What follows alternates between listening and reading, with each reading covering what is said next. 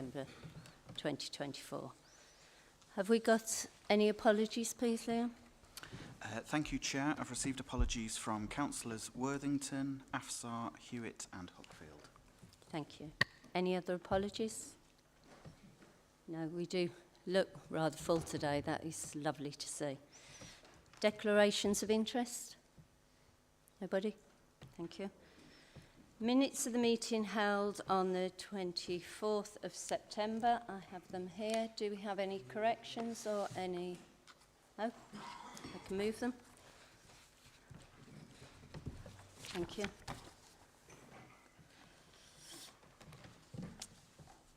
I must now exclude the public, so that the public be excluded from the meeting for the following items of business, which involve the likely disclosure of exempt information as defined in paragraph of Part 1 of Schedule 12A, as amended, of the Local Government Act 1972, as indicated below.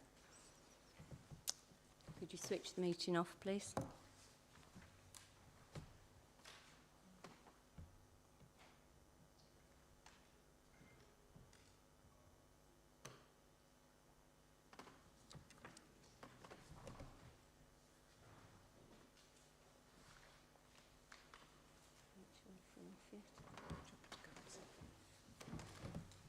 The live. Again, welcome everyone. So we're going on to item 7, recruitment of the independent member. That's myself and Lisa. Do you want to start? Do you want me to start, Lisa? Brilliant. So today we're welcoming Francis onto our committee. I'm not going to attempt your surname, I'm sorry. I did try earlier. Bad attempt. So firstly, may I thank all the members who gave up another day to interview what was 5 excellent candidates. I'm delighted that we chose Francis, and it's got nothing to do with his charming smile, absolutely, but his credentials were absolutely fantastic, and everyone on the committee agreed, which I'm sure you'll be pleased to know, Francis. What we did explore, though, once we were there, was all 5 candidates were fantastic, really. And it made me realise how little we know when I saw their credentials. And with what is going to happen in May, obviously, there'll be a big turnaround on this committee. It has taken myself quite a few years to get my head around audit and standards and really understand what's in these papers. So I do believe having someone with Francis's credentials here is absolutely beneficial. And he will keep Rachel on track, I'm sure. And things that we may miss, I'm sure Francis won't. I'll let him introduce himself in a minute, but he talked about charities he's helped out and all sorts as well. And yeah, we will go on to questions as well in a minute.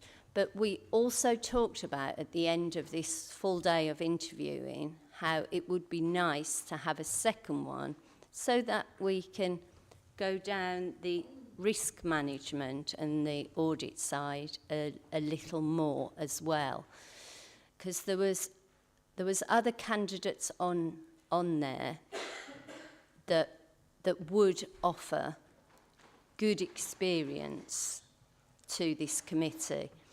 So for the little bit of commemoration that it offers, I think it's madness not to explore.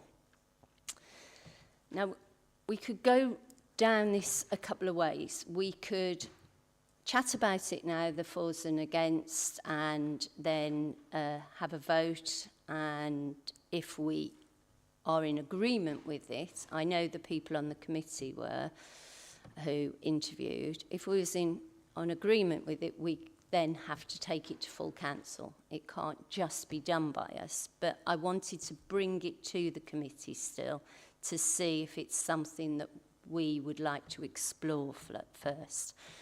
So just before we go into that, I want to give Francis a chance to introduce himself to everybody and say a little bit about yourself, if that's all right, Francis. Thank you. Yeah, thank you, Chair. So as currently said, my name is Francis Chiwariro. You can just call me Francis. So a little bit of myself. I am currently Director of Finance at World Skills UK. It's an organization that's funded by the Department for Education, DFE. We work across all 4 UK nations to promote vocational technical education, to encourage young people to take technical courses as opposed to go to university. I've been there for close to 2 years now. Prior to that, I had senior finance roles in higher education with the University of Manchester, University of East London, and University of Wales. I started my career as an accountant in the NHS, and I've worked for a few not-for-profit organizations as well. I also serve on 2 other boards. One is a local schools trust, Primitas, based in Lichfield here. We run 7 schools. I am a member of the Finance and Audit Committee there. The other one is a national charity called Caring Living Support Networks, which works with local authorities to help people live independent lives. I chair their Finance and Audit Committee there as well. So I'll bring all that experience to this role. I'm really, really excited to be working with you as elected members. You obviously have different skill set from me, so we have a lot to learn from you, but I am very approachable. If you have any questions, just approach me. I'm more than happy to chat and share ideas. So thank you once again. Really, really excited to get started. Thank you, Francis. Questions, Graham? Thank you, Chair. It would have been really helpful if in this set of papers we'd had a 1-page summary of Mr. Chiwariro. So, and I'd like to know the day rate, because I haven't a clue whether it's value for money. Because I'm not in your position. I mean, I do have, I've got an MBA, I do understand finance, I got a diploma in management accounting. So I find, you know, because I do appreciate that not every member has the same ability at reading accounts.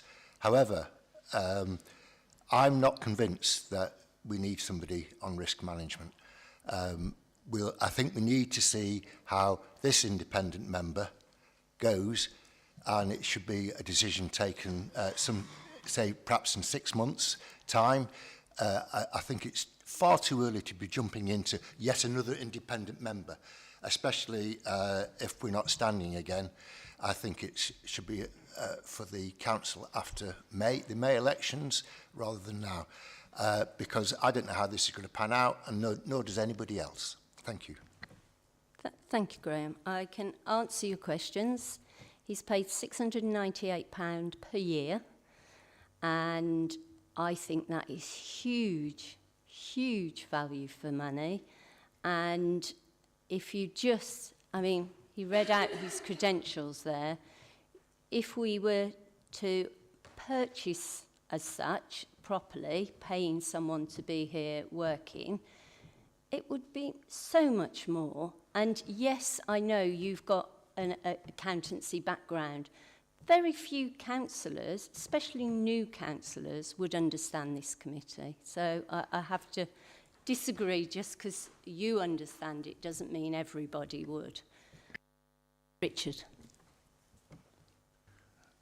Thanks, Chair. I used to, in relation, and Lichfield members will know, I sat on the audit committee at Lichfield, and I have to say, as a layman, there's a lot of technical in there, and it's refreshing in a sense for me to have an independent member that can deliver what we're looking for. I'm no expert, but I certainly appreciated 2 independent members at Lichfield.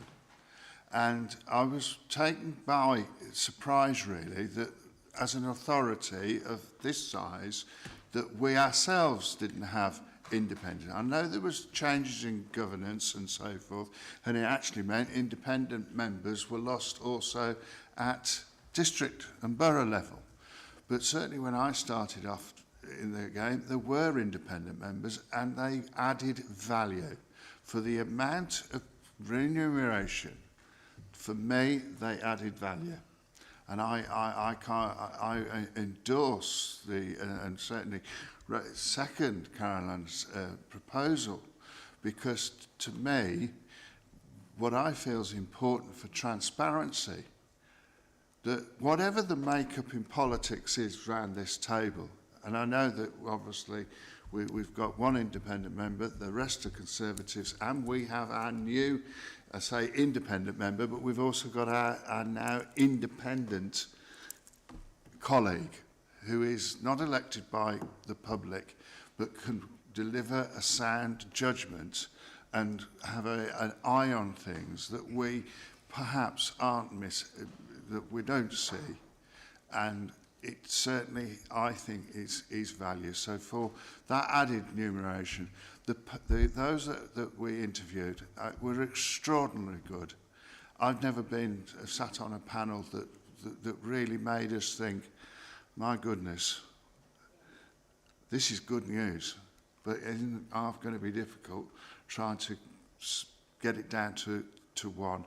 And then we look at the expertise that they were looking at it. There's others that could add somewhere else as well as what Francis can add over here. So I think there's added value and absolutely appreciate what's been recommended. Very supportive. Thank you, Richard. And it does say in the paperwork that Lisa printed for us that most councils have more than 1. And so, yeah, that's right. And it is best practice. It is known by SIPFA as best practice. Colin. I predate Richard in that I was the chairman of the audit committee that took on the 2 independents. And I have to tell you the names because they were Mr Burns and Mr Tingle. And Burns and Tingle were famous throughout the council. We didn't have a problem pronouncing the names. Everybody remembered Burns and Tingle. But what we did was we looked at what aspects of expertise that we hadn't got. And I think that's the... I kind of agree with both Councillor Cox and Councillor Hutton. We don't want to rush into it because what we want to do is see what we need. So, for instance, Burns and Tingle, one was a finance person who'd been a lot of time with the financial institutions, and the other one was a sort of legal person. So, you know, that's the sort of approach of giving different strands of experience that were useful when we had the risk management side of things. That's exactly what happened on this committee. We found 1 candidate who was very much accounts and finance, and the other who was very much risk management, audit. And this is audit and accounts. And we just, that was the only reason we came to that decision. The 5 of us around that table said, if you could join those 2 people together, you'd have everything. Yeah. And then we thought, well, you've got expert in this field and expert in that. Why don't we? And so that's how we got to these 2. It was only because the 2 were perfect together. What did you call them? Tingle and... So you remember the names already? Burns and Tingle. And I think that's what we need here too. And it was only because we've already done the interviews and we've already found that person in a sense. The other thing I will add, and John Tradewell will know this, but I'm involved in the Pensions Committee and some people might have some overlap. They have 2 advisors, independent advisors. And the beauty of having 2 advisors is you often get 3 opinions. Because you get the first opinion, they get the second opinion, then they sort of combine and say, well, yes, but, and you get the best of both worlds. Janice. Yeah, thank you, Chair. I often find in these situations it's quite an exceptional circumstance, and I'm sort of relating it back to when we try and find governors in schools. that we might have a no available, suitably qualified and available individuals, and then all of a sudden we find 2 and we think, why would we not want to seize that opportunity? For me, I think at this point, we have opportunity to have a more thorough process, which is good, but that thorough process is facilitated by continuity at the meetings. So we know that attendance can be very variable on this particular committee, and equally after May, it may even be more so the case. So I think it's an opportunity that we might want to explore much further at this point, Chair. Oh, and P.S. I might need to move because my battery's about to die. Sorry. Thank you. Yeah, please feel free to move. I know we've already got an ideal candidate, and the 5 people who are on that committee did agree with me. Unfortunately, there's only 1 who was on the committee, I think, here today. Two, sorry. But I will put it to a vote to see how everybody else around the table feels, because I personally would like to see that other candidate here too. And I don't see the point in, exactly as Janice said, if you've got 2 governors turn up when you want 1, you'd grab them both. Well, these 2 were just ideal candidates, so I would like to grab them both. So I just would like to go to a vote of who thinks we should go for this second gentleman, it was, who was at the interview, who the 5 people at that interview said would be ideal. Sorry, Chair. Could we have some details? Because can you not give me a 1-page CV and then we can vote on it in the next meeting? Because I have no idea. You're asking me to vote on something that you've seen, I haven't seen, and therefore I can't vote. Okay. The only reason I can't do that is because if we vote against this person, because it's in an open meeting, there was 5 candidates we interviewed. So I can't declare that the 5 of us chose a second person and give his name when it's a public meeting, can I, in case we vote against? What I can do is give you an overview. In fact, I would ask Lisa to give you an overview of what he would do or what he could bring. I'm very happy with that, Chair. It's just that I cannot vote on something that I have no knowledge of whatsoever. And I accept the arguments that colleagues have put forward, that lots of other audit committees have got 2 independent members. I accept that. However, I am not voting on something that I do not know. So,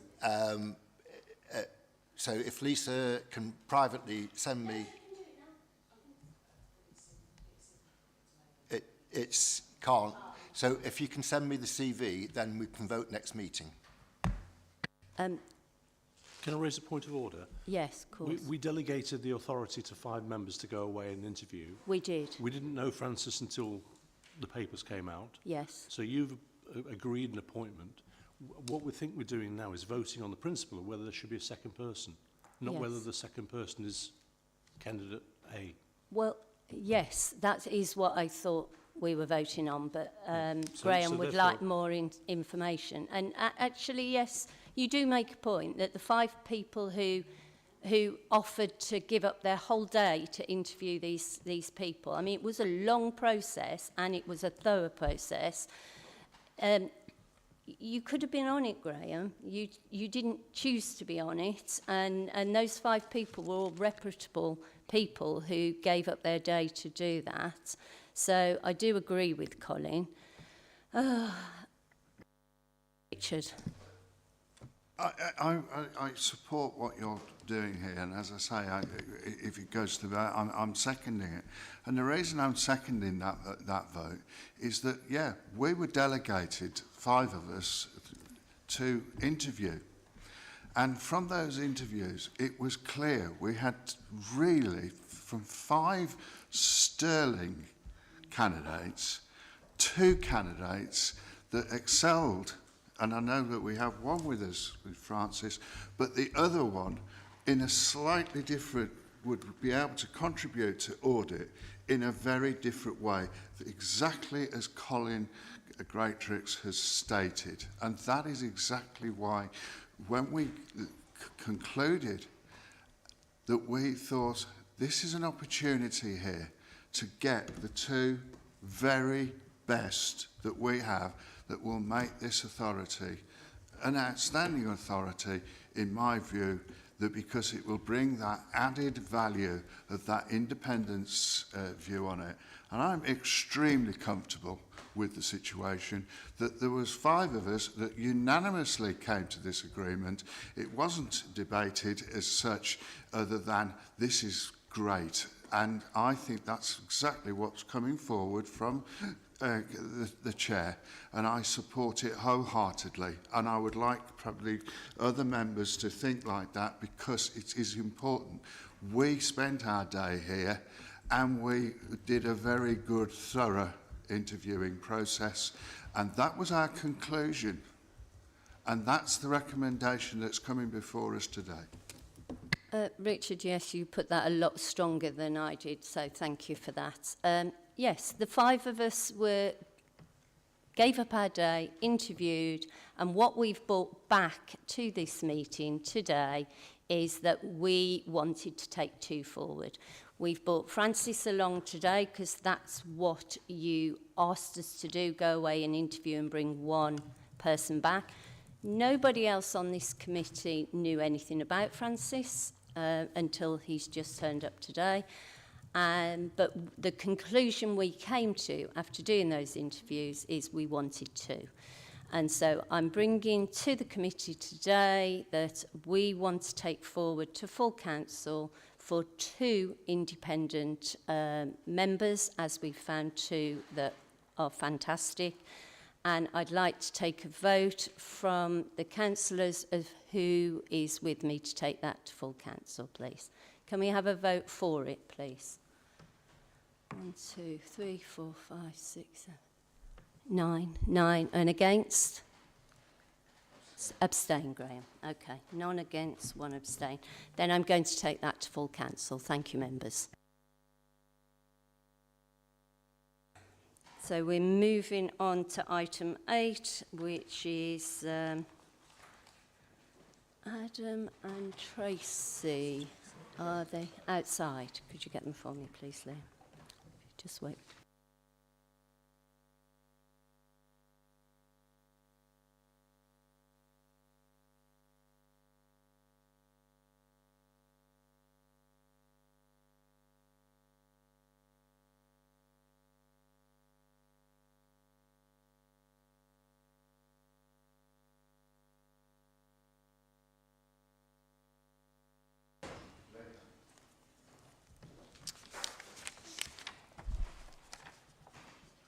So this is the annual civil contingency report April 2023 to March 2024. Tracy, welcome, and thank you for coming along today. Over to you. Thank you. Now, I'm conscious you've got a really busy agenda, so I am going to skip through quite a bit of it so that we can leave time for questions, if that's okay.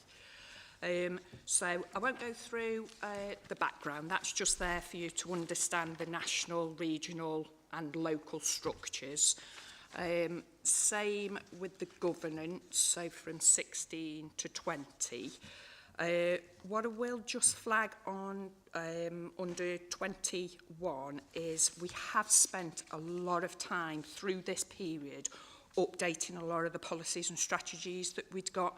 So both from post-COVID, making sure they were fit for purpose, but all the partners that we work with were updating theirs as well. So we just had to make sure everything was aligned. So we had a big push on updating the plans and strategies for everything that encompasses civil contingency.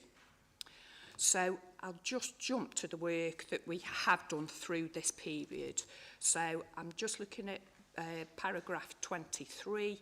So within there, like I say, the emergency planning policy, which is one of the strategic policies, was reviewed to make sure it did have the cycle of review within there, with all the policies that sit underneath it and the plans that sit underneath it, being really clear about the accountability across the county council for who was responsible for which bits of the plan, and making sure that we had covered all stakeholders.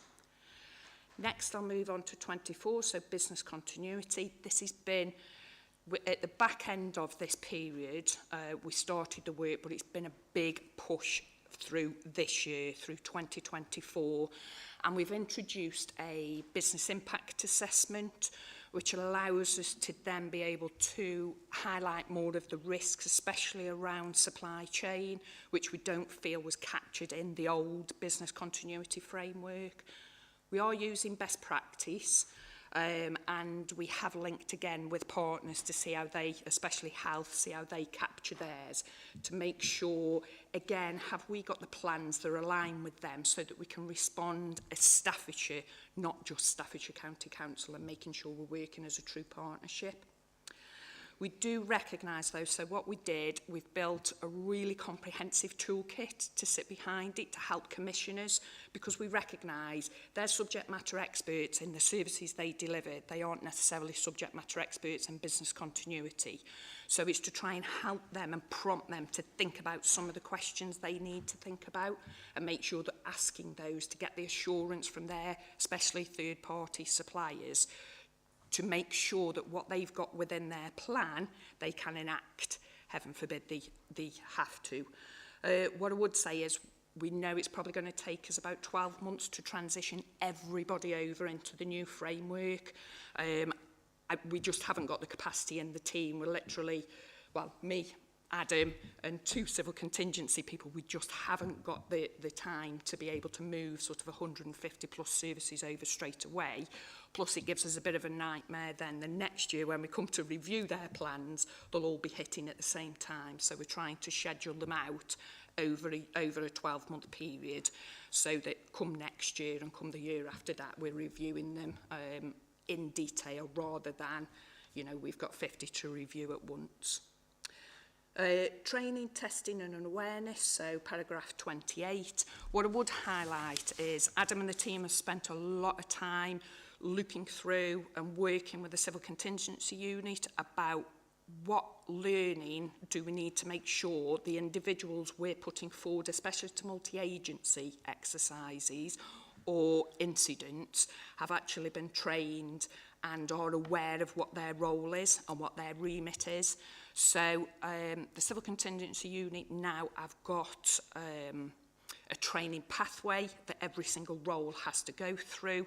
I know there are a few people within here today from an officer's side who have had to go through some of those, but every 3 years they will be assessed. Otherwise they can't actually attend an incident, because I can't be assured that they know what they need to do within their role. Again, this allows us now the tracking that we've started to put in place, but again, we know it's probably going to take us at least 12 months to put people through the training, again for availability, but we are trying to build the pool of people who have got that responsibility, that training, that awareness up across the organisation. So for 2024, we are taking a paper in the next few months to SLT to say how we feel we can broaden and give us more resilience across the officer spectrum, across all the services. We did have exercise Fortitude in October 2023, where we did field 7 of our, so that's the tactical coordinating group and the strategic coordinating group. And then we ran our own incident management team. This was a flooding exercise, which for us would be one of our major, as we know, with a lead flood authority. It did, as any would gave us some lessons to learn about the communication between our incident management team, which are based in SP1 in the emergency room, and those that are based at the police headquarters, which is where tactical and strategic are normally based, either there or fire. And it was more about some of the communication techniques that we'd got. So we have streamlined those to make sure it is, you know, for the next one, is actually a lot smoother, and we're making sure the messages are coming up and down as they should. I'll then move on to, so paragraph 33, so like I said, touched on quickly, was we do debriefs after every training that we do, whether that be a multi-agency or our own, or whether that be a coaching session, or whether we have live incidents, we do a debrief after to make sure we do a hot one, which is straight after, and then we do a cold one, which is more of a survey, giving people time to reflect.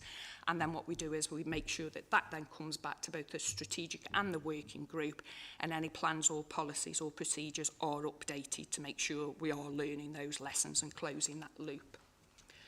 So with regard to risk assessment, so on paragraph 35, we have got the Local Resilient Forum Community Risk Assessment. That sits at the strategic level, so the Staffordshire level.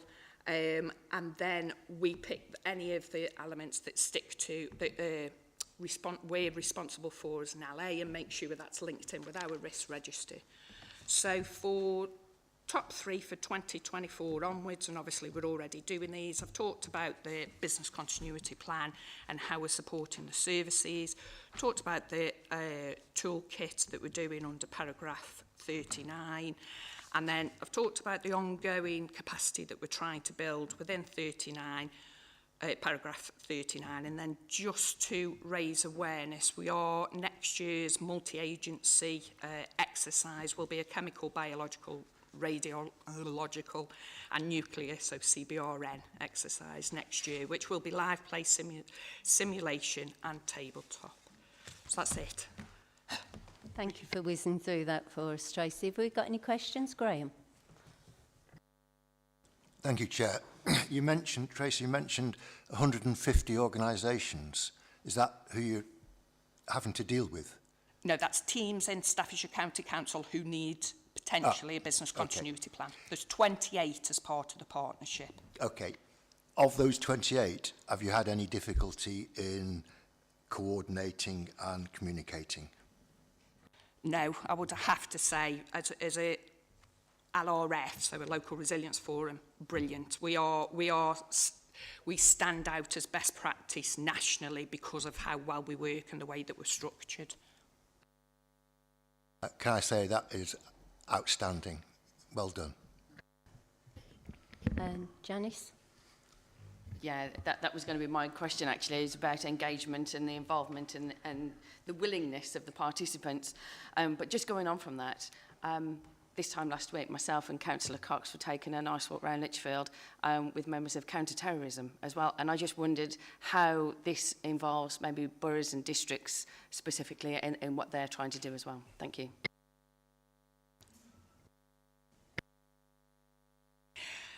So as part of the resilient team meeting, so the strategic one and the tactical, districts and boroughs are represented, and we do, and when I say me and Adam work across with Stoke as well, because obviously we don't have the distinct borders in that sense, so we're making sure that all of our plans are aligned. And the same applies with the engagement from each of those. And Stephen? Yeah, thank you, Chair. When I used to dabble in these things, it was NBC, which could be Newcastle Borough Council, but it was nuclear biology and chemical warfare in those days. What is radiological? What's that mean? It's a new one on me. Sorry? Radiological. So if there's a, I don't know what it's called. Well, what? Well, no, it's nuclear, radio. Yes, exposure. Yeah.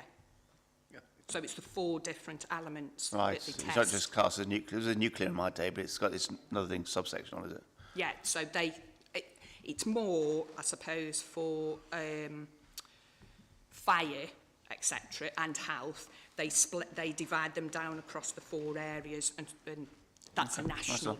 Okay, the thanks. way that nationally they break it down. I can send you what covers under each one if that. No, I was just curious. That's not one I'd heard before. That was all.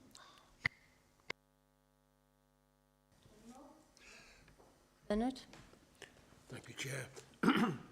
reading through the document and the key players, planning for vulnerable people, I haven't stumbled across any reference to the ICB being able to coordinate, collate, steer. We know what the purpose of the ICB is now in this new model of care. Could you just answer that question for me, please? So the ICB are one of the 28 partners that are referenced.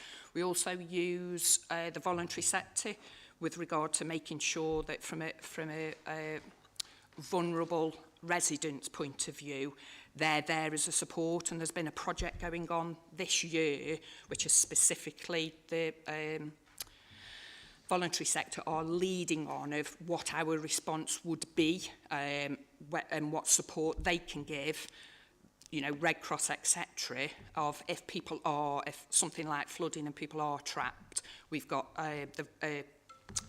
not a framework that we can work with the voluntary sector to be able to support us with that. The ICB, again, like I say, they form part of the partnership at the strategic level, and then we'll bring both at the tactical level as well what they can offer across. Does that answer you? I think so. I'll take a moment to reflect on that. Okay. Graham? Just one, how does we work with people who border onto us, like Cheshire, Derbyshire, and those other people further south? So at the strategic level, we've got what are called the Civil Contingency Unit, so they work with our bordering. We do sometimes have joint exercises, so if there's something what we wanted to test on that's close to the border, we will do it jointly, so it's not, we don't stay within our remit. We also learn some of the exercises from others, so where they've had exercises, we've had them in at the strategic group to give us a presentation on what their learning is, not even just in the borders, anybody else who's experienced. So I know that we had the people from Cumbria, etc., came down about their experiences of flooding to try and share some of the learning across the other LRFs. Thank you. That sounds really excellent. Well, I think we've had all the questions. Tracy, thank you so much for coming, and enjoy the rest of your day. Cheers.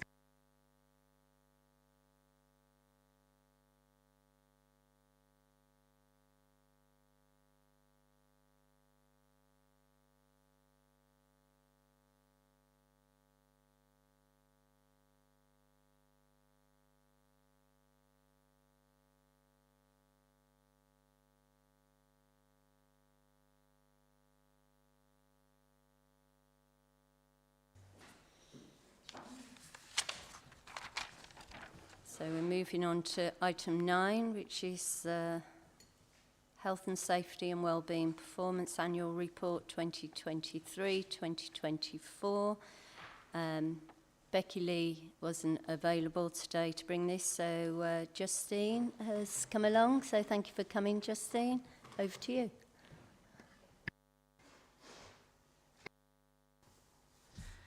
So I'm aware that everybody has got a copy of the report, so I'll just take you through some of the main elements of that and obviously take any questions. So as you can see from the report, Becky's reported on some key successes for the year, sort of April to March this year, April last year to March this year. As a team, we've been providing quite a lot of support into the household waste recycling centres, as they've come back into the county and embedding some good health and safety practices. And also specifically, we've been working, supporting in children's residential and helping the teams there with some more general issues, but also some specific issues around residential. We've also been able to extend our optical care scheme. So we've always had optical care for our displaced screen equipment users, but we were able to, in that last year, to extend that out. So we were able to offer optical care to staff in the county who've got a need for support with their optical care. So people like, for example, the school crossing patrols or our highways inspectors, that kind of thing. So we've been extending that one out as well.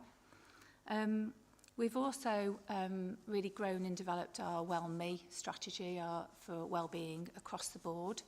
We've strengthened all the elements of physical well-being with our physiotherapy support and other help there.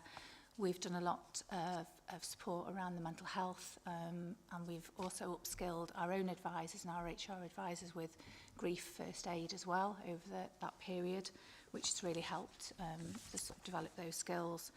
We've done an extension of our financial wellbeing offering, and we're working with a partner there in regular financial wellbeing webinars and additional materials.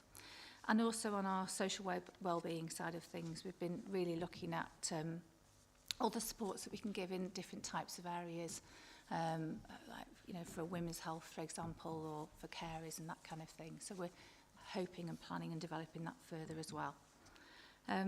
Our Vivult platform is really successful. We have the majority of our staff signed up to the Vivult Wellbeing platform now, which gives them wellbeing benefits, shows them all the wellbeing offerings that we've got within the council, but also there's the benefits on discounted shopping and that kind of thing that they can access as well.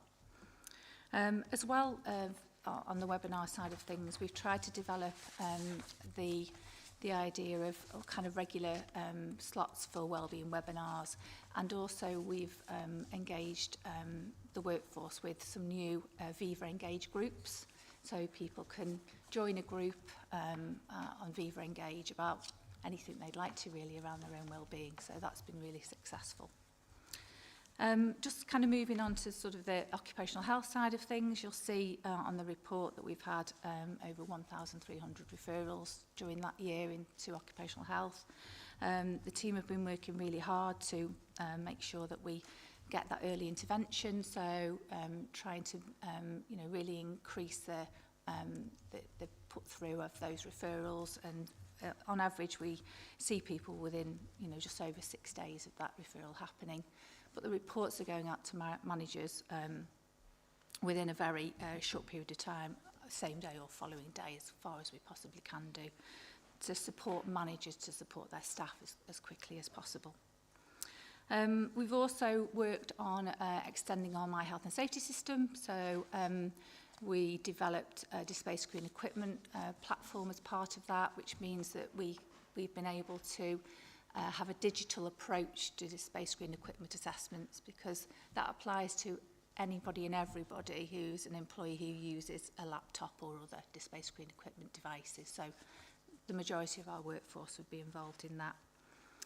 And we've also been working quite closely with our highways colleagues in particular, and Built Counties colleagues, on looking at construction design and management arrangements and how we can improve and support the systems that they've got in place with CDM, which has involved some workshops, developing some processes and procedures with them, and also offering some training. So we've set up an e-learning process for everybody who carries out some kind of construction design or management of construction, to have some baseline education and training on that as well. As a team, we continue with our health and safety audit and evaluation process. You can see we, over that period, delivered over 120 schools audits and 30 audits within the core county teams. Although we have a consistent audit approach across the team, the audits take different periods depending on the customer. So we very much want those audits to support the customer, identify where they need better support from us and how we can develop and they can move those developments forward. So that's something that we use specifically to make sure that we can provide the right kind of support and the right kind of development for each either setting or each service. And so that works very well for us. We also have continued with developing our physiotherapy support and also our Think Well counselling. And the figures from the period that we're talking about, nearly 10% of our workforce engaged with our physiotherapy service, and almost 10% with our Think Well counselling support. which is really along the lines of making sure that we get early intervention. So encouraging our managers, encouraging our staff to engage and refer into those services as soon as possible. Because the aim is kind of keeping people in work with the support if we possibly can. Just moving on a little bit, we are also providing quite a lot of support to premises managers in the core county, and particularly with fire safety management and their fire risk assessments. Obviously, it's important that every premises has a fire risk assessment, and our arrangements ask every premises manager to be trained and engaged in the reviewing of those. So we've been working with all of those to make sure that we keep up to date with those. All our premises have got a fire risk assessment, and we as a team will pick up any reviews of those if we need to, outside of what the premises managers are doing. Probably just on accident investigation and reporting, you know, we continue to raise awareness really of reporting. If we don't know about something, we can't resolve it, we can't action it, and we can't learn from it. So it's really positive that, you know, we get more engagement with that kind of reporting. And also, it's not just accidents, but also incidents, reports of violence and aggression, road traffic accidents and that kind of thing. And one of the things that we really, you know, help and support managers with is their investigation, and to make sure that they're identifying root causes, which we can support with. And then we will then look at every single incident that's reported to us, and we investigate those that are most significant or the most serious ones. Just on investigations, probably three main things for you to be aware of. We had a couple of incidents on premises. So we had a situation where we had an audio-visual board fall from the wall in a school, which was a serious investigation for us. And it took us down the pathway of looking at all the installations that we had and advising schools about what they need to do with all audio-visual equipment and how they should be planning for those types of installations. So that's learning from a particular instance that occurred. We also had an incident where some solar panels were blown from the roof of a school in a storm. No one was injured, but they fell to the road. So very significant. So again, our investigation led us down to look at all the solar panel installations that we've got within Core County and other premises, so that we can make sure that we've got those installed correctly. And then just finally, towards the start of this year, so towards the end of this reporting period, the Health and Safety Executive were carrying out regular inspections around asbestos management in schools, and that's continued this year and will continue into the next year. And we did have a couple of inspectors who served a notice of contravention on 2 schools. And a notice of contravention is effectively a letter stating that there needs to be some improvement or change. So obviously those actions we have taken forward alongside our property colleagues as well to make sure we resolve any of those issues. I think they're the kind of highlights for you, really. I'm happy to take any questions. Thank you, Justine. Questions, Richard? Thank you. This is part of audit I quite can get into. In terms of my previous occupation, I had the responsibility of health and safety. So there's a lot of terminology and everything else within here that I can address. So I think it's a very robust report that's come forward. One of the things that I used to struggle and grapple with in my daytime job previously was reporting of near misses. It tends to be a culture, won't bother, nothing happened. But actually, I used to jump up and down to say, well, hang on, don't talk to me that was a near miss 3 months ago and you've just now reported an accident that could have related. You know where I'm coming from. So what is the culture in terms of reporting near misses, and how do you respond to them? correct. It's one of the most difficult areas actually of health and safety, because people will tend to have that near miss, say, oh, thank goodness for that, and then they will move on with their day. So we do encourage in the My Health and Safety system for people to report those and to action them. We make sure that we include that in all our risk assessment training and also in our management of health and safety training to try and engage and improve on that. We've currently we've recently updated our health and safety guidance around accidents and incidents, and we've actually strengthened that section in there around learning from all incidents. And I think probably people do probably learn from them but don't think to document them. So also we talk in our risk assessment training and also conversations with managers about dynamic risk assessment. So when staff do a dynamic risk assessment, they should really be taking on board why they're doing that and dovetailing that back into the incident management system as well. So it's one of those things we need to keeping on with, and it's about education and training as well. Thank you. And Colin, thank you. There's one typo that I think is worth correcting. Sorry to be pedantic about it. Page 62 refers to key actions for 23-24, and I think you probably want 24-25 on that page. Yes, I would think so, yes. I'll make sure that's corrected. The other thing I'd just ask about is you mentioned lots of things to do with schools. You didn't mention asbestos or Martin's Law, but it's in the report. Where do we stand in terms of academies? Because I know there's a legal aspect of some of the responsibilities for maintenance goes across to the academy. Where does the council stand? So with asbestos, as you can imagine, there's quite a lot of complexity, because yes, that they are independent organisations. A lot of the existing information that academy schools have around asbestos will be based on original survey information that was provided when they were a maintained school, and they subsequently will purchase in the services of Entrust and the asbestos team within Entrust to maintain those records and move those forward.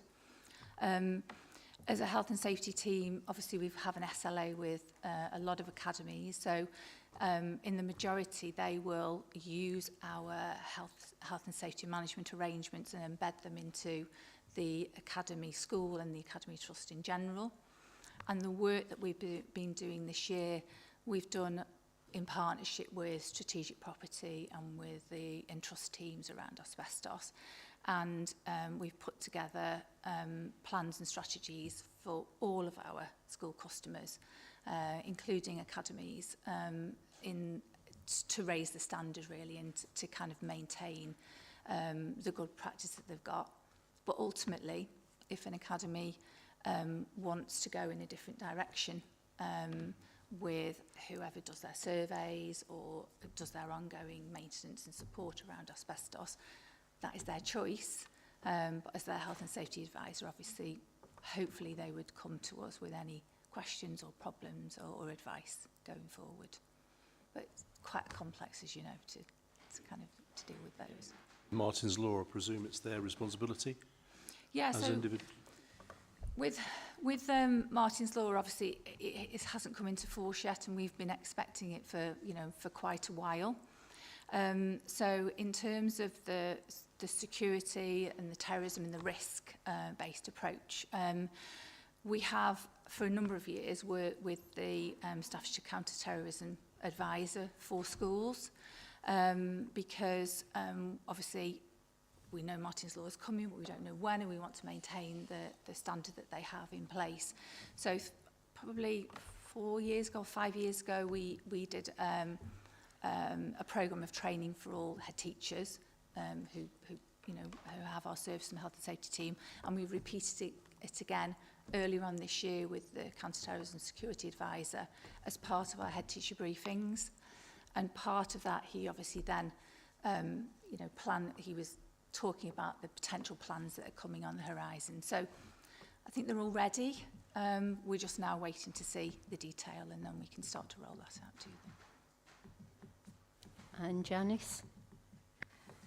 Yeah, thank you.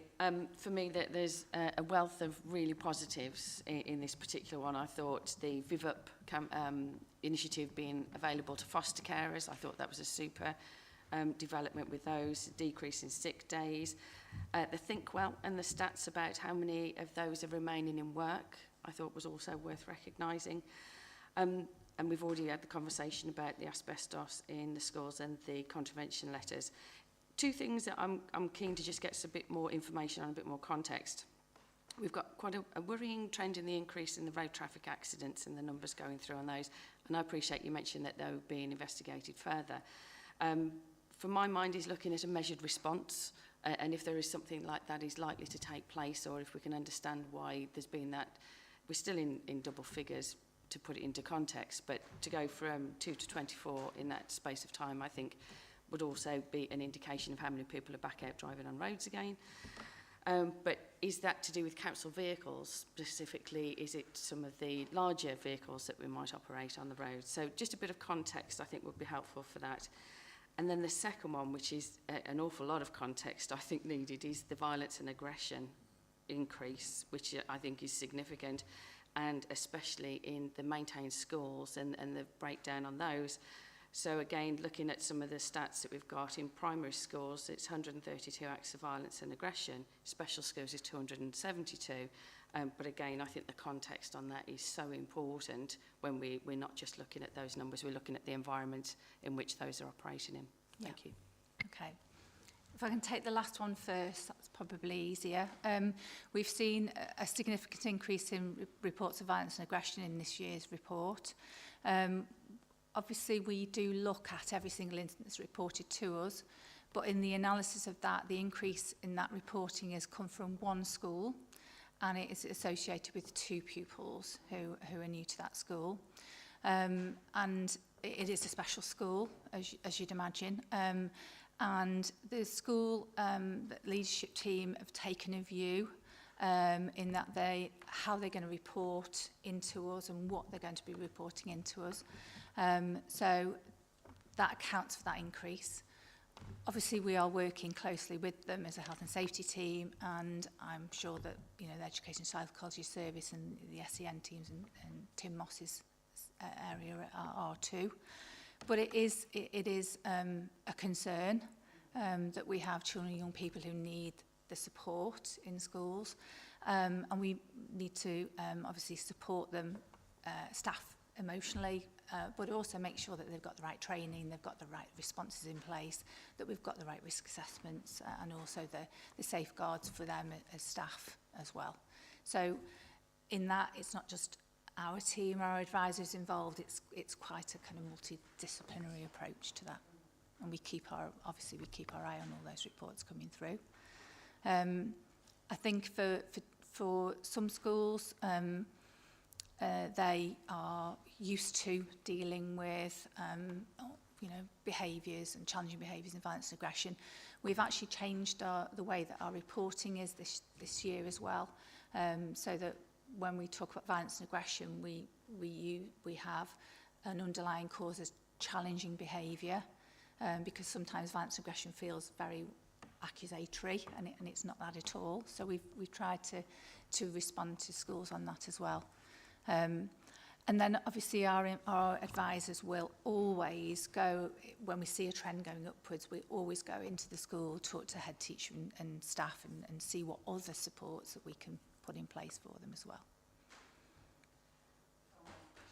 So I think that's helped me to understand the consistency that's being applied, and the criteria and effect as to what qualifies as to what category. So I think that's a helpful indication. And also the road traffic accidents was the other question, please. Yeah, so I don't have the individual accidents to hand, but just kind of thinking around what we've been looking at, we know that, for example, we've had a number of transport incidents with school transport, so that is reported on the school side, but also on the SCC side where we provide that transport. And also, incidents involving our highways inspection teams as well, also contribute to that. I can't remember whether it was in this year or whether it's this year we're talking about, or this year we've had an incident, quite a serious incident with I'm trying to think of it, training, road safety training, so where somebody's actually had an accident while they're being trained. So it's a wide variety and wide scope really. And you know, again, if it's a road traffic accident, our advisors will always make contact with the manager, always make contact with the team, and make sure we're doing all that we possibly can. We're also trying to marry up where we have an incident that involves school transport, to make sure that we are investigating it from both sides, if you like. So from the pupil support side, but also making sure that with our providers of the school transport, in the transport team, that actually we're using their investigation to dovetail that together and make sure that we've got some really good information about, you know, preventing things in the future. So we're trying to improve that reporting as well. And Bernard? Thank you, Chair. Just perhaps building on what you've just said, could you tell, I think we've all been sparked this week, if you've been watching the television, about fraudulent behaviour. I wonder how you weave in managing fraudulent behaviours on all the things you've talked about, misappropriation of assets, whatever. Have you got something that catches fraud or fraudulent behaviour? How do you go about dealing with that? From a health and safety point of view, that's not something that we would be involved in. And you know, sort of misappropriation of funds or that kind of thing doesn't fall under our umbrella of health and safety, I'm afraid.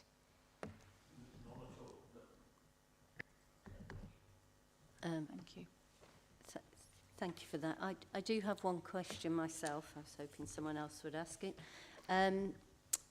Absolutely agree with Janice that the direction that ill health is going is in the right direction. But 11 days, to me, is still so high. For someone who's never had a day sick in their life, that would be 500 days of my lifetime. That's nearly 2 years of a working time. So 11 days to me still seems very high. And most around mental health as such. You did mention that management supports staff as soon as possible, but what are you doing to be proactive instead of reactive? What are the management doing with the staff to say what helps you with your mental health? What days are better for you? What do you need to make coming to work better and easier on you, so that maybe we'll get that down even further? Yeah, so there's two sides to it really. It's early intervention when somebody is absent, to make sure that we can provide those support services there. And we have got a pilot we've mentioned in the report about Safe and Well, which is helping with that, or hopefully will help with that going forward. I think the key with mental health absences, recognising it, making sure that people are educated and trained and mental health literate, encouraging people to seek that support as early as possible, and that actually there is no stigma around that. But people can refer themselves if they prefer to confidentially. But also it's embedding that kind of mental health literacy with managers around, exactly as you said, the reasonable adjustments. Because reasonable adjustments can work not just for physical illness or disability or anything, it can work for absolutely everybody. So what we try to do is really promote the good conversations. What would really help you in this situation? Because everybody is different. Some people would prefer to come to work, keep that routine, keep their level of work, because that is good for them and their self-esteem and their confidence. For other people, we might say exactly as you said, can we flex their day? Can we, allow them to work from home if they need to? So what we would always say to managers, and I do a lot of the mental health training, as you know, is that with reasonable adjustments, it's about talking to the person and saying what's right for them. And we do have a guide for managers as well that we make available, which covers absence and illness around mental ill health, which is a guide that can help them give advice. So just very briefly, never had a day's illness. How would my manager approach me to start with to say, you know, mental health is fine, you know, if you need anything, come to me.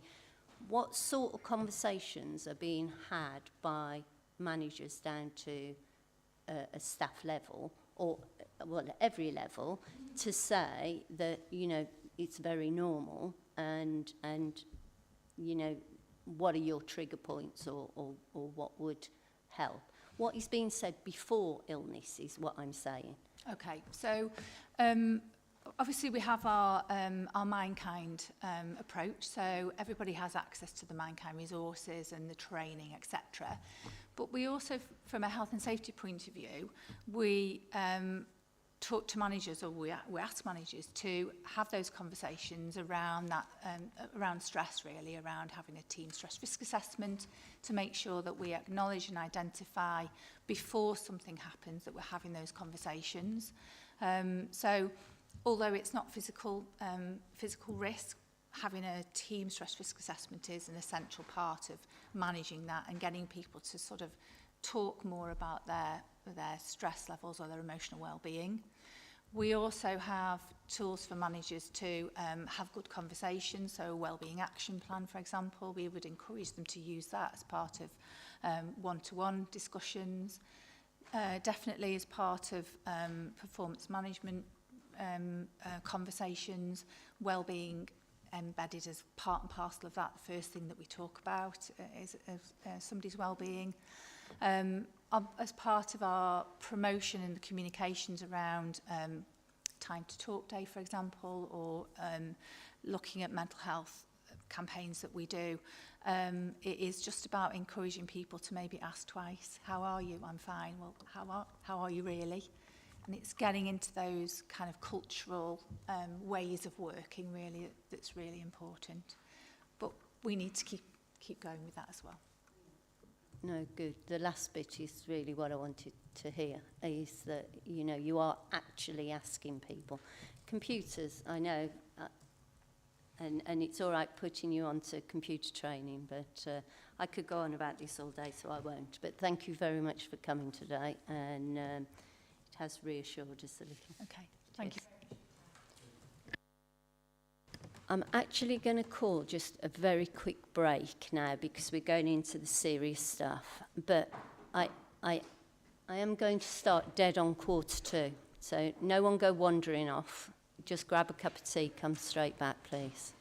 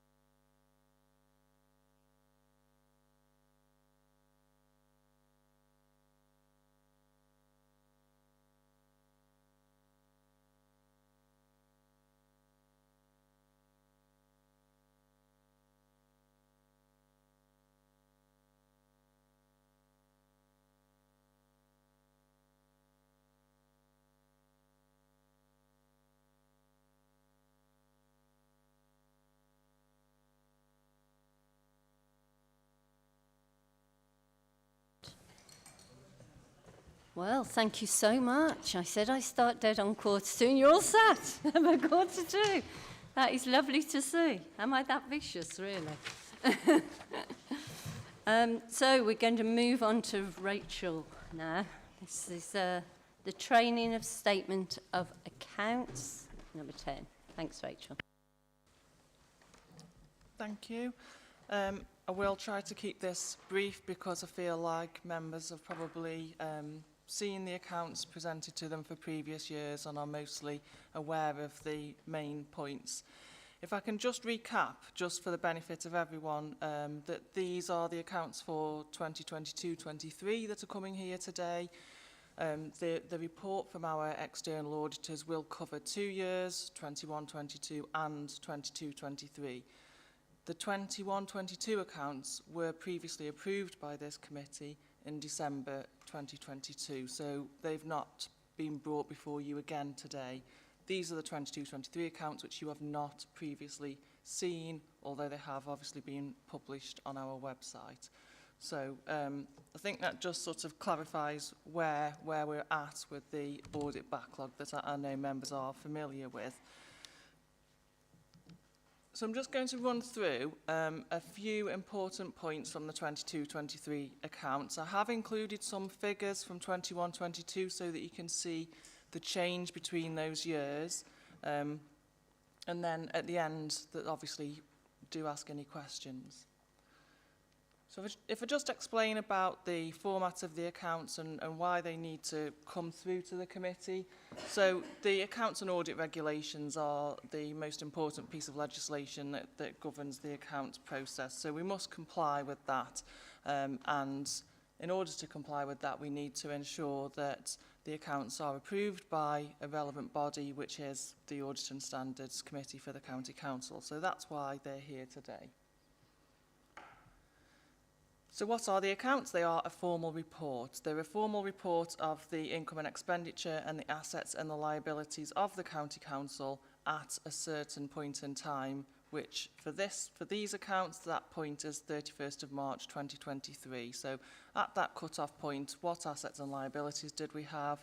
How much had we spent in that financial year on providing our services? And what income have we received in that year to fund those services?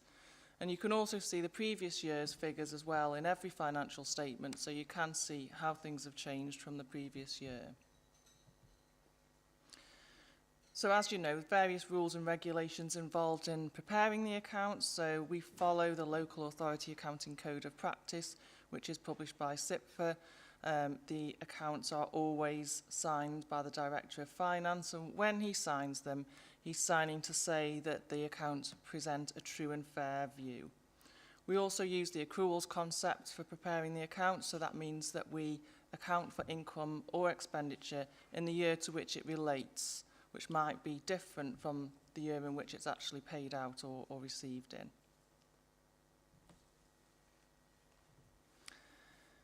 So for this year in question, 22-23, the accounts were published by the 31st of May on the website. We did have a period of 6 weeks of public inspection, so that means that any member of the public can approach and ask particular questions during that 6-week period. Also, at any time, members of the public can directly approach the external auditors and raise any concerns with them, should they have any. So the format of the accounts is always the same, regardless of the year. So we start with a narrative statement, which is really the most important part of the accounts to read because it sets out the Director of Finance's view of the financial year that's taken place, any overspend or underspend that's been incurred, what the balance sheet looks like. It's very, very important, really. It also has a section on a forward look and what's sort of coming through on the horizon for the County Council.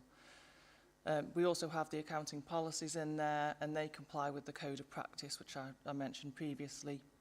Following those, we have the financial statements. There's 4 financial statements, and then the notes. There are a lot of notes, and that they are all prescribed by the code, so it's not just that we choose to include a lot of notes, but they need to be there.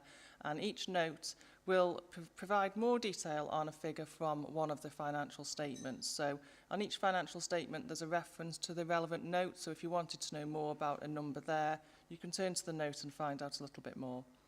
And then always at the end of the statement of accounts, we include the pension fund accounts. So if we just look at the financial statements, then the first statement that you come to is the comprehensive income and expenditure statement. That shows you income and expenditure for the year. It shows the net cost of the services that we've provided. You can also see the previous year, so you can see if the cost has increased or decreased. It shows the main sources of funding. Again, notes provide more detail. So for this year, 22-23, we had a small deficit, small surplus in the previous year. So that just shows what the services have cost us to deliver in that year. And particularly relevant notes for this statement are notes 6 and 8. So there's a bit more explanation in those of the deficit. So moving on to the balance sheet. So the balance sheet, top half, assets and liabilities. Bottom half is how they are funded. So that's the reserves. Reserves are split into usable and unusable reserves. And basically those labels mean exactly what they say. So the usable reserves are cash, pots of cash sort of invested, held in the bank and so on. Unusable reserves are notional amounts. There's no cash there. They can't be used. So labels mean exactly what they say. So just looking at the balance sheet then for 22-23, so assets less liabilities. So our net assets have increased slightly from the previous year. There's been a few movements across those headings on the balance sheet, which you'll see if you compare year to year. But just to pull out a few significant movements, pensions liability reduced quite a bit there. The pensions liability is calculated by the actuary for us, and it relies on numerous different assumptions. So there's a variety of reasons behind that movement. There's also been an increase in debtors and creditors and an increase in the amount of cash and investments held at the 31st of March 23. So that explains why we've got an increase in our net assets there. So if the net assets have increased, then the reserves must also have increased because the balance sheet must balance. So the usable reserves have increased as well a little bit, and that does include, just highlights there, a couple of numbers. The general balance is 52.3 million and schools balances 24 million there. Unusable reserves also increased, but as they're not cashed back, it sort of doesn't really particularly matter. That's not cash that we can use on anything else. So just going forward then, we'd always we always prepare the accounts on a going concern basis. And what the going concern basis means is that we are expecting the County Council to continue to function and to provide its services in the future. We can't see any particular financial difficulties ahead that would prevent the County Council from continuing to function. So although in 22-23 there was significant inflationary pressures and also increased demand for services, they have had an impact on the finances, and the net cost of services has increased, resulting in a small deficit on the comprehensive income and expenditure statement. So it's not that there's been no impact, but despite that impact, we still believe that the County Council is a going concern and will continue into the future. So we had a small overspend in 22-23. We chose to fund that from earmarked reserves so that we did not impact on general balances. And then obviously going forward we can use those balances to balance the budget if we need to. So last but definitely not least, we've got the pension fund accounts. So they're always towards the end of the statement of accounts, but they are all included within the one document. So the cash of the pension fund is kept completely separate. All the investments relating to the pension fund are entirely separate from the County Council. So they do produce their own accounts, but they're included within the document because the County Council is the administering authority for the pension fund. The pension fund also produces a really comprehensive annual report, and that gives much more detail on their assets and investments and so on in there. but just as a sort of headline figures, if you will. So there was a small decrease in the value of the pension fund from March 22 to March 23. And although the numbers are large, it is a small, so percentage-wise, 2.5%, so it is a small decrease. And the pension fund annual report will set out the reasons for that. So that brings me to the end of the slides there. I'm happy to take any questions. Graham? Thank you, Chair. Rachel, the government said they're going to steal all the public sector pension funds and amalgamate them into 4 or 5 large ones. Will that include Staffordshire, or have the government just announced this and not talked to you? Thank you. Can I ask the Director of Finance to take that question, please? Yes, thank you. So we've responded to government consultation on that. There's also a further consultation out at the moment. It probably has been a little bit of element of miscommunication in the press on this. There are already 8 funds, pooled funds across the country, 5 of which are FCA regulated, and Staffordshire is one of those. So it's probably the non-FCA regulated funds that the government are really focusing on. That wouldn't include Staffordshire, but we are responding to the government on that.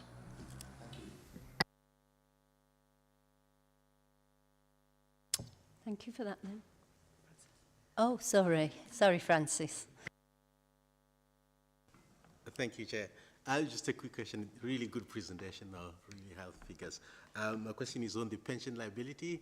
Is it possible to just explain to the members a little bit more what that means? Because people see a liability, they think, oh, this is cash that we have to pay, but I think it's much more than that, isn't it? Yes, so the pensions liability is a hypothetical liability. It's what we would have to pay if everybody sort of retired all at the same time, and we had to pay for everybody's pensions all at once. So it's a scenario that won't ever happen, obviously, but it's just, it does represent, the actuary calculates it using a variety of factors and assumptions, and it just does represent the amount of the liability that the county council faces due to the number of employees who are in the LGPS.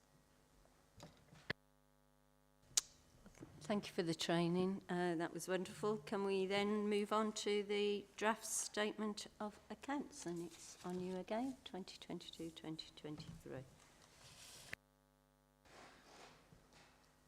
So I've explained the accounts now to members. If there are any further questions on the accounts, please ask. And if they're not, I think I just need to ask the Chair to approve the accounts, please.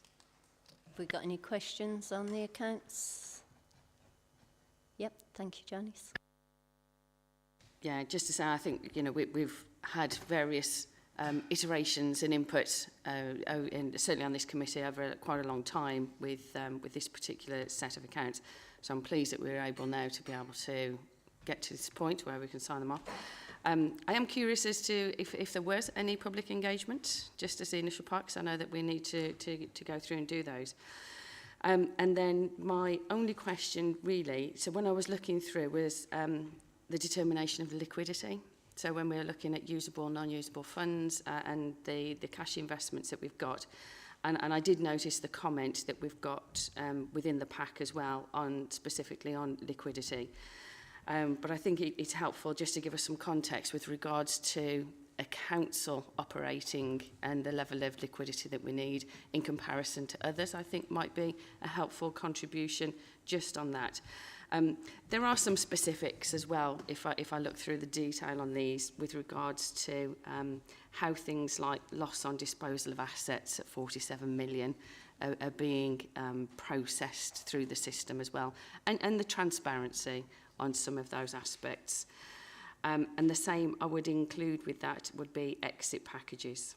So if I just sort of recap on what I'm looking at there, really is the liquidity in comparison maybe to other local authorities that we're using with the details that we've got here, and then the process for the reporting on the loss of disposal of assets, and also the exit packages as well, please, if that's okay. If there's anything you want me to come back to, please do. All right. Okay, thank you. So I'll start with the first one.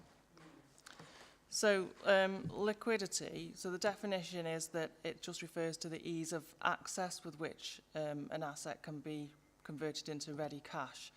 So we have our investments spread across a very diverse portfolio. We comply with SIPFA's code around treasury management. We produce a treasury management strategy, which goes to Cabinet and Council in February each year. Also treasury management half-yearly, and then final outturn reports update members on how those investments have performed during the year.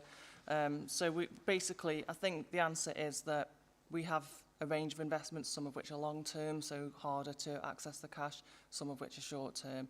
And yes, you're quite right, we need to monitor our cash balances to make a decision on how much can we place in long-term, how much do we need for ready cash for day-to-day. So we have a team who work on that and make sure we always have cash to pay out our suppliers every day and all that kind of thing for our day-to-day running. So if that answers the liquidity question, if I move on to loss on disposal. So was that question around how is it calculated, or? The process and the transparency of the process. And I put exit packages in there because I think it's a process question, not the specifics of the numbers necessarily. So the loss on disposal, the process around that is if we have disposed of an asset, so it might not necessarily have been sold for cash. So if, for example, when a school converts to an academy, we have to dispose of the school asset from the balance sheet, but we haven't actually sold it or received any cash for that transfer. It's a lease to the Academy Trust. So that's a really good example of a time where we need to dispose of an asset but don't have any cash in. Obviously, sometimes we do receive cash for assets, and all of those different scenarios go into making up that gain or loss on disposal. But the reason why it is usually a loss is mainly due to academisation. For exit packages, so exit packages, members will be aware that there have been some internal audit reports around the process and that have been reported here to this committee. So there has been some oversight of the process around exit packages in recent times. They are reported in the statements of accounts, and they relate to any redundancies that have taken place during the year and are just reported in that note there in some detail. Has that answered that question? So, members, we're being asked to approve the 2022-2023 Statement of Accounts as attached in the Appendix 1. Can I get approval from everyone? Is that unanimous? Thank you. And to approve the management letter of representation for the County Council at Appendix 2A for 2021-2022 and Appendix 2B for 2022-2023. Approval? Fantastic. And to approve the management letter of representation for the pension fund at Appendix 3A for 2021 to 2022 and Appendix 3B for 2022-2023. Approved? Thank you. I'll sign that off.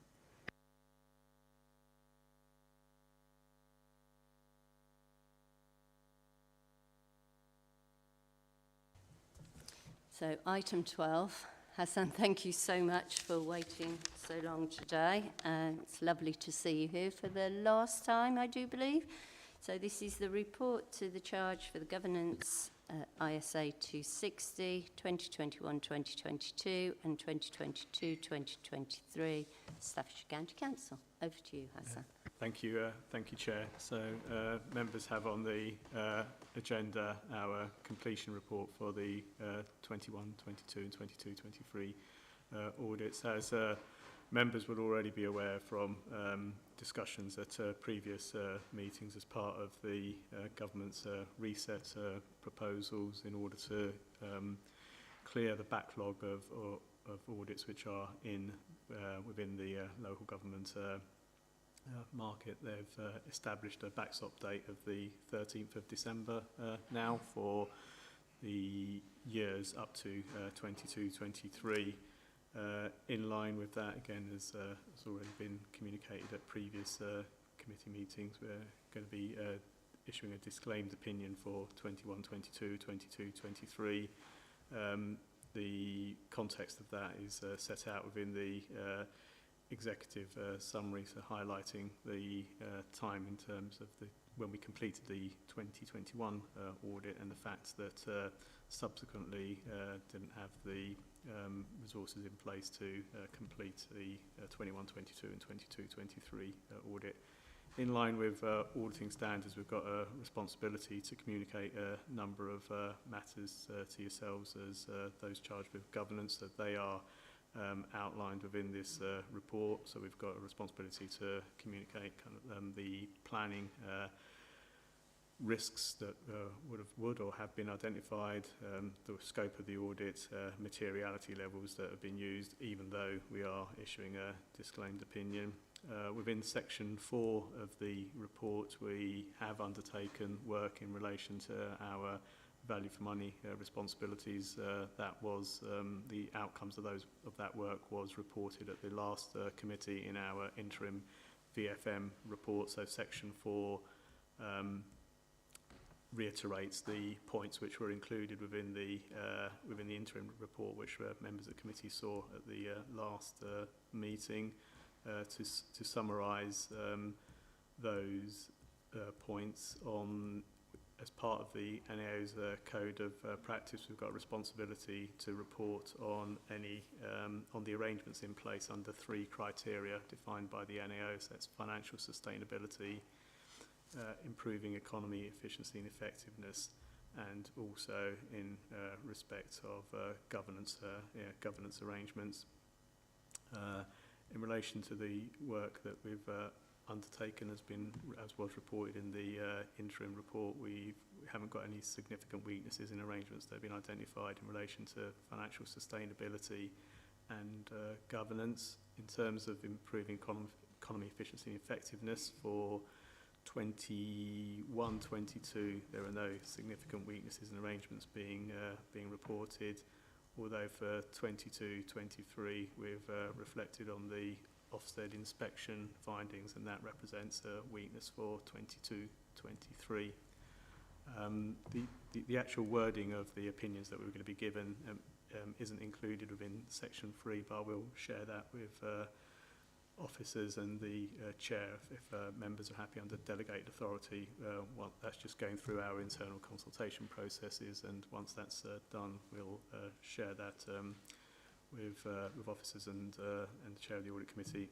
And following on from the receipt of the letter of representation, we'll be issuing the opinion, which will be a disclaimed opinion. And for 22-23, it will the VFM report will reflect the weakness in respect of the Ofsted position. Happy to take any questions which members may have on the report, rather than going through any further elements of the report. Thank you, Hassan. Have we got any questions for Hassan? I have just a couple.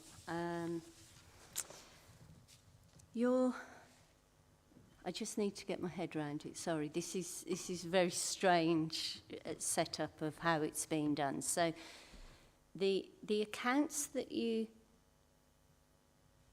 had already unqualified or whatever is the pension. Is that correct? So, but the rest, the county council now is a disclaimed.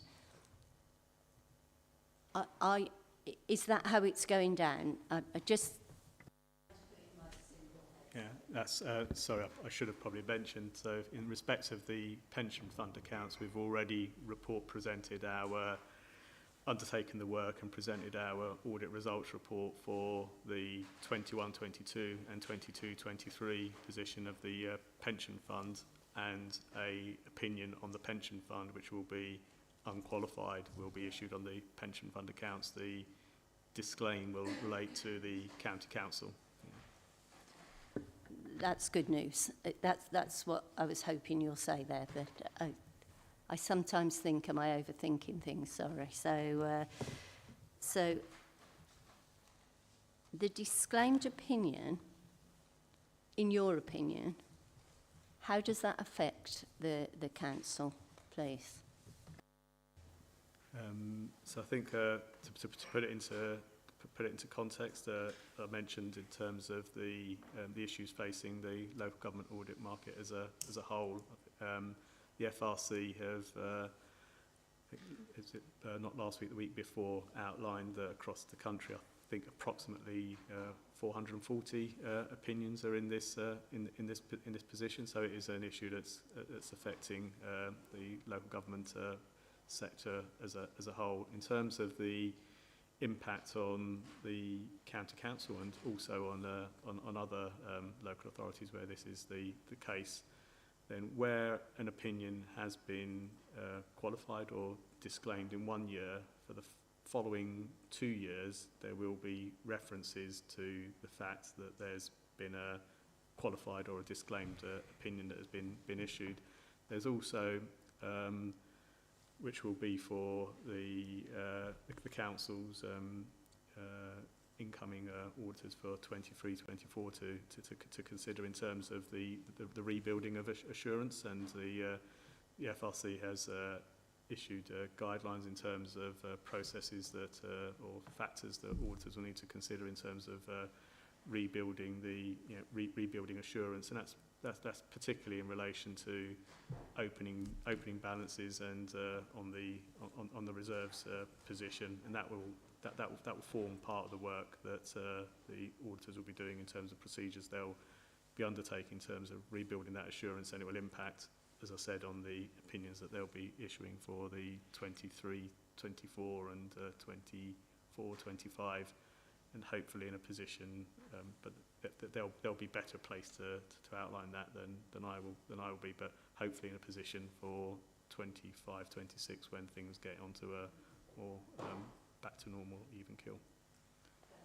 Thank you. That does actually settle my head a little bit.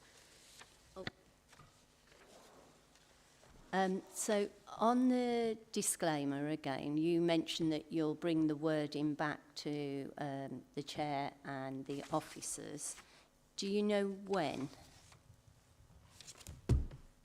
So I'm hoping to have that available early next week, Chair, or next week sometime. So looking really to try to conclude the audit by the end of the week at the latest, if that will be. Hassan, again, thank you so much for that. That's really good news. Well, I personally would like to thank you for all the committees that you've come to, and I'm sure everybody else does too. Anything else? Oh, thank you. Thank you, Chair. Chair, I'm sorry. No, I've got Graham. to go now. I have no questions for internal audit. I just thought I'd let Lisa know that. Okay, thank you.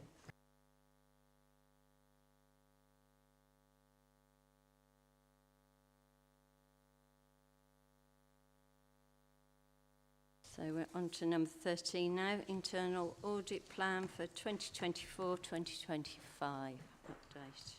That's Debbie, thank you. Thank you, Chair. So this report provides members with an update on the delivery of the 24-25 internal audit plan. So the annual audit plan, just to cast your mind back, was approved back in April 2024. And as you can imagine, we as a team, as a management team, we keep the audit plan under continual review. So for the first part of 24-25, we undertake an awful lot of grant verification work. So the first couple of quarters of 24-25 relates to grant work, and I've detailed at paragraph 1 of my report some of the grant work that's undertaken. So in relation to transport capital schemes, grant funding, Midlands Engine, youth offending turnaround grant, LEP core funding, that grant work we do on a very regular basis annually. In addition to that, we continue to support corporate key projects, and again at paragraph 1 I've listed some of those corporate projects that we do give audit support on. So things around the corporate file plan, highways transformation, the supported living design project, and various health and safety initiatives and projects that were in the internal audit plan. Also, we continue to support services in relation to SEND, children's services, economic growth, cybersecurity as well. So as you can imagine, during the course of the year, we need to ensure that we're continually looking at and focusing on emerging and key risks. So from time to time, we have to flex that plan, and various audits come into the plan and various audits get cancelled. So at this moment in time, we've got 11 additional audits that have been requested in year to date. And paragraph 2 of the report, that sets out what those pieces of work are. So to give you a flavour, we're doing some work on special guardianship payments, children bank accounts, new pay point processes, which is where we're doing away with the cash element at district offices, as well as looking at cross-boundary funding and bidding arrangements relating to adult social care. And also we do work on the pensions pool. I think I've previously mentioned we are the lead audit authority for the pensions pooled arrangements, and we do an awful lot of work with the pool in relation to the assurance framework and the risk register. So we're doing some additional work with them at the moment in relation to that. To fund those additional pieces of work, we continually look at the plan to see pieces of work that may need to come out of the plan temporarily or get deferred into the new financial year. So at this moment in time, we've got 17 cancelled audits, 13 system reviews, 3 schools and 1 proactive piece of fraud work, and they're attached as Appendix 1 and detailed Appendix 1. And when we look at Appendix 1, you will see that some of those pieces of work, well, some of those areas are covered in the remaining audits, and others will be deferred into 25-26. But we will continually keep the plan under review as we go towards and head towards the end of the financial year. Also to say as well that the changes to the plan at this moment in time will not impair the annual audit opinion, and we will ensure that we continue to have the right level of resources, and we balance and have a continual balance plan as we head towards the end of the financial year. In respect of our resources, we will and we do continue to buy in from our existing internal audit frameworks. And also we've engaged 2 agency members of staff, and this is the first time we've engaged 2 agency members of staff just to sort of trial this type of resource to see how it works, and at the moment that is working for us, so we'll keep you posted there. So on page 305 of your pack at paragraph 4, this sets out in table format the pieces of work that we're currently working on and the various stages that we're at in relation to all of those. So overall, we've got 246 pieces of work spread across systems audit work, compliance audit work, and our counter-fraud audit work. Turning to page 306 of your pack and paragraph 5, this just reminds members that we don't just provide internal audit work for Staffordshire County Council, we also undertake work for external clients, which includes South Staffordshire Council, Newcastle under Lyme Borough Council, and also the Staffordshire Pension Fund. And the figure 1, detailed in the report, just sets out where we are in relation to that work as well. The second half of my report refers to recommendations and recommendation tracking. So we have a recommendation portal, which is part of our internal audit management system, and that allows for heads of service to update their recommendations in real time, and I'll explain in a moment that has been great in terms of keeping the numbers of recommendations quite low in terms of the implementation of recommendations, so that's really pleasing to note. So we're currently, within our Pentana system, we have 1,683 recommendations, and at the table, paragraph 7, that is split across those that have been implemented and those that haven't been implemented. So there is a high proportion of implemented recommendations and a relatively low amount of those recommendations that have not been implemented and those that are overdue. We do continually track those, and heads of service get a number of reminders in relation to recommendations that are outstanding, and that really helps us keep those numbers as low as possible and keeps the implementation rate pretty high. What's very interesting to note, if you can turn to page 308 of your pack, is those numbers outstanding. It is pleasing to report that we have no high-level recommendations outstanding at the moment, with only 68 recommendations which are outstanding. 24 of those are medium, and the majority of which are low. Again, Chair, I'd just like to say thank you for the committee's input into ensuring that recommendations are implemented. I think there's a bit of a three-pronged attack at the moment. We've got the Pentana portal, we've got the audit committee coming and inviting officers where we have limited assurance reports to come forward and explain what they're doing in relation to weaknesses and to actually come back with regular updates. Again, that helps to the speedy implementation of recommendations. And we've also got the Quality Performance and Improvement Board process now, where we have, I report upon various KPIs. One of those are outstanding high and medium recommendations. I think those three things together have worked really well in ensuring that managers take all of our audit recommendations seriously and implement them by the target date. So that's great to report. So you'll see on page 311 of your pack, Appendix 1, which are the details of the 13 system audit reviews that are currently being cancelled. And you'll see within that detail there, some of the elements of those audits will be covered as part of other audit reviews that are ongoing. There are some deferments, and again, the appropriateness of including those within the 25-26 audit plan will be considered once we start the annual audit planning process, which starts quite soon, very quickly after Christmas. I can't believe it's here already. So, Chair, happy to take any questions in relation to that. Thank you. Thank you, Debbie. Have we got any questions? Steve? It's not a question, it's just a comment. The relationship with Newcastle seems to be going very well. I've had a lot of good feedback from officers in Newcastle, so thank you for that.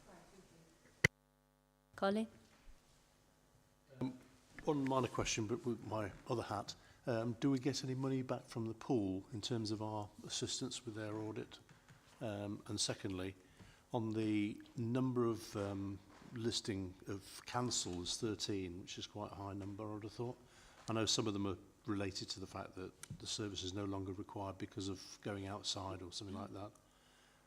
But where it's being deferred because of lack of resource, which I've seen on a couple of occasions, is that something that the audit team are happy with? Because obviously it's waylaying something that might be needed.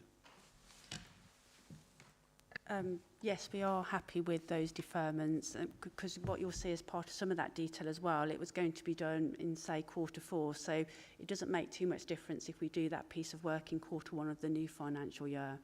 Again, I liaise with Lisa, Head of Service, so again, if the money allows, we may actually purchase those pieces of work in come towards the end of the year, so it's a constant balancing act, what stays in and what stays out, but we are comfortable with the current cancellations at this moment in time.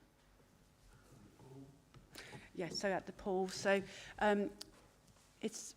we end up splitting the work, so we've got 8 partner funds that are part of the pool, so we split the work, so we have 2 authorities that do the audit work per annum. So therefore we sort of share the costs over the 4-year period, so there's no sort of recharge as such, but we do charge back our additional work, so that additional work that you see relating to the risk register, we do charge back to the pension fund. And Janice? Yeah, thank you. For me, just trying to keep track of each of those ongoing ones in itself, I think is a mean feat. And it's even more reassuring when we start seeing the details of how you do keep track on each of those, that SEND is still very much part of that portfolio as well. We've already heard just about it still being significant weakness, and although we're looking retrospectively on those, that does give me some reassurance. And equally, your comment to do with the heads of service participation, because that's one of the things when we do have the reports, is to find out the level of engagement and the willingness to participate in those. So that's good as well.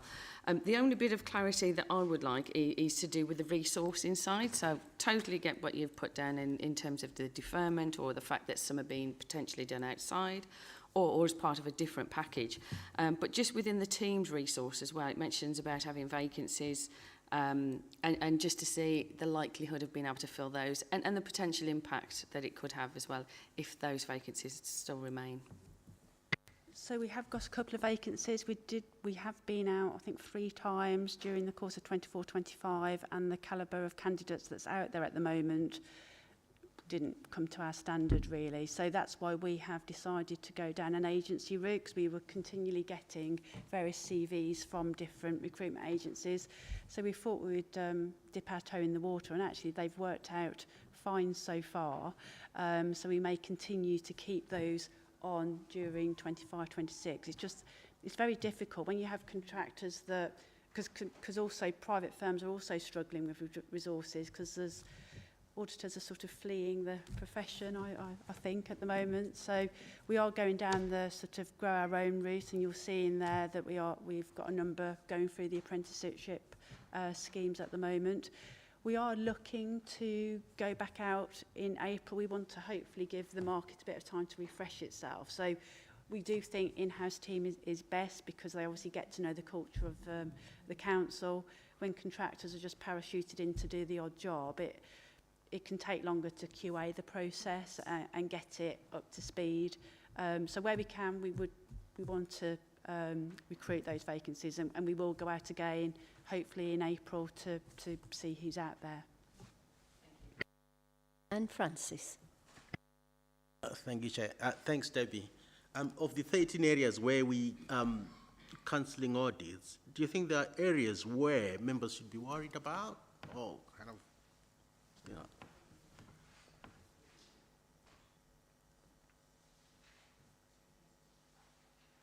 It's Appendix 1. Well, at the time, they were considered a risk area that we wanted to look into, and that's why they were in. That's where they were in the internal audit plan at the moment in time. We've cancelled them. I believe that they can go into next year's plan without any issue or without any impairment to providing our annual audit opinion. But they will be reconsidered as part of the annual audit process, planning process that starts again straight after Christmas. So they're not forgotten about, that's what I'm trying to say. Thank you.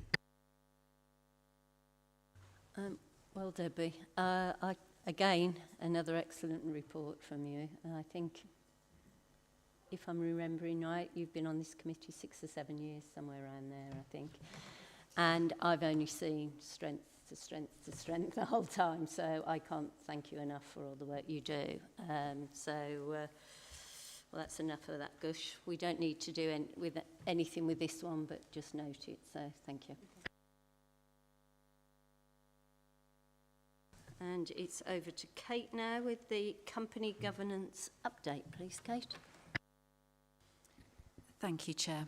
My request for committee today is for this matter to be deferred for a full and final report to be presented on the 25th of February 2025. However, I also wanted to take the opportunity just to provide a verbal update for the committee to assure the committee that work is well underway in relation to this matter. I can confirm that in relation to the general company governance request, work has been undertaken to support the setup of companies in the future. We now have a skills audit set up and a legal checklist in place in relation to the statutory requirements and considerations that must be undertaken before a company is set up. These documents reflect the current best practice and guidance, but the documents specify that they must also be reviewed against current best practice before they are used. There is some final triangulation required in relation to the final audit report, which was issued in March 2023, considering some original direction from the corporate overview and scrutiny committee, as well as some decisions from Cabinet. that's the reason that I seek an extension until the 25th of February to bring what will be the full and final report, combining and triangulating all of those matters. Thank you. Do we have any questions for Kate on that, or are we happy to move that to February? Happy? Fantastic, thank you. Last and final. Wow, that wasn't as bad as I was thinking it was going to be. So, but thank you all for being here so long. The forward plan for Audit and Standards Committee, over to Lisa. Thank you, Chair. I'll keep this one short and sweet. This basically just lays out the items that will come forward to you for the remaining 3 committee meetings of this calendar year's work programme. If there's any issues or aspects that you wish to raise or wish to be included, please let me know. Happy to take any questions. Any questions? No. I know the send won't be on the next 3 months, but you will assure me that will be on there somewhere. I've included that as a note on my document to make sure that it comes through. Probably have a look at the proposed timescale as well. We have got the dates set for the next civic year, so I can start to populate the standing items on that schedule, which I'll incorporate the send ones, and I'll make sure that that comes back before the end of these 3 meetings. Thank you for that, Lisa. Well, that ends the meeting. Thank you all for attendance, and thank you, Francis, for coming along today. No, I'll wait for the meeting to end. Actually, I've